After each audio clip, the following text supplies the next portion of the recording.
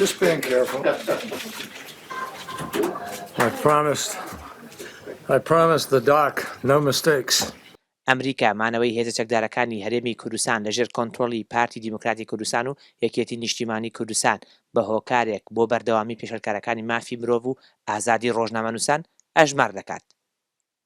راپۆرتی 2014 وەزارەتی دەرەوەی ئەمریکا دەربارەی ڕەوشی مافی مرۆڤ لە جیهاندا باز لە پاشەکشەی ڕەوشی مافی مرۆڤ و ئازادی ڕۆژنامەگەری دەکات لە جیهاندا بەهۆی سەرهەڵدانی و تەشەنەکردنی تیرۆر و شکستی حکومداری لە هەندێک وڵاتدا. سەبارەت بە ڕەوشی عێراق و هەرێمی کوردستان سەرەڕای هێرشەکانی داعش و کۆمەڵکوژی کەمینەکان لەلایەن ئەو ڕێکخراوەوە ڕەخنەش لە هەریەک لە حکومەتی عێراق و حەشدی شەعبی دەکرێت بۆ پیادەکردنی کردەوەی پاکتاوی ڕەگەزی و تائیفی لە ڕێگەی کوشتن و کاولکردنی شار و گوندەکانی ناوچە سونەنشینەکان. جۆن کێری وەزیری دەرەوەی ئەمریکا لە کاتی پێشکردنی راپۆرتەکەدا ڕایگەیاند کە ڕەنگە ئەم راپۆرتە ببێتە جێگەی ناڕەزایی و ڕەخنەی زۆری و هەندێک وڵات، بەڵام ڕەتکردنەوەی ئەم پێشلکاریانە ڕەوشی ژیانی هاوڵاتیانیان ناباتە پێشەوە. ئامۆژگاری من بۆ سەرۆکی ئەو وڵاتانەی ئەم راپۆرتە ڕەت دەکەنەوە ئەوەیە کە راپۆرتەکە بخەنە بەردەم تاقیکردنەوەوە ببینن ڕەوشی هاوڵاتیانیان چۆنە وەجیهان چۆن ئەوان دەبینێت. ئەوەی ئەم ڕەخنانە کەم دەکاتەوە لە سەریان ئەوەیە سیاسەتی خۆیان بگۆڕن. ئەمە ئامۆژگاریەکە بۆ خۆشمان کە بەدەست کێشەی ڕەگەزپەرستیەوە دەناڵێنین.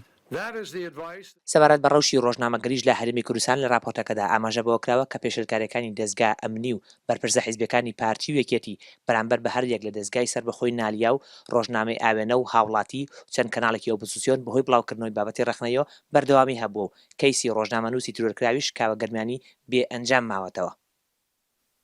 سەبارەت بە پێشەلکاری مافی مرۆڤ و بوونی ساختەکاری لە هەڵبژاردنەکانی پەرلەمانی عێراق و ئەنجومەنی پارێزگاکانی هەرێم لە 30 نیسانی 2014 راپۆرتەکە هەڵبژاردنەکانی پەرلەمانی عێراق بە ئازاد و دادگەرانە ئەژمان کردووە، بەڵام سەبارەت بە هەڵبژاردنەکانی ئەنجومەنی پارێزگای هەرێم باسی لە بوونی چەندین تانە و داوای یاسایی کردووە بەهۆی بوونی ساختەکاری زۆرەوە. هەروەها باسی لە بوونی ترس و تۆقاندن دەکات لە کاتی پرۆسەی هەڵبژاردندا و دەستگیرکردنی 6 هەڵسوڕای بزوتنەوەی گۆڕان لە 30 نیسانی 2014 لە شاری سلێمانی لەلایەن ئاسایشەوە وەک نمونە هێناوەتەوە. سەبارەت بە ڕەوشی دادگا و سەروەری یاسا راپۆرتەکە باس لەوە دەکات کە حکومەتی هەرێم دەزوەردان لە کاروباری دادگادا دەکات بەتایبەت لە کەیسی سیاسی و هەسیارەکاندا بەمەش دادگا نەیتوانیوە ڕۆڵی کاریگەری خۆی ببینێت.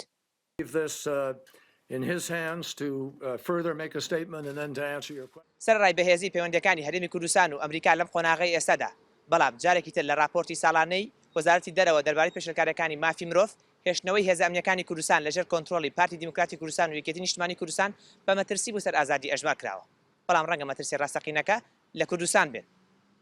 سەرکەوت شەمسەدین، NRT، واشنگتن.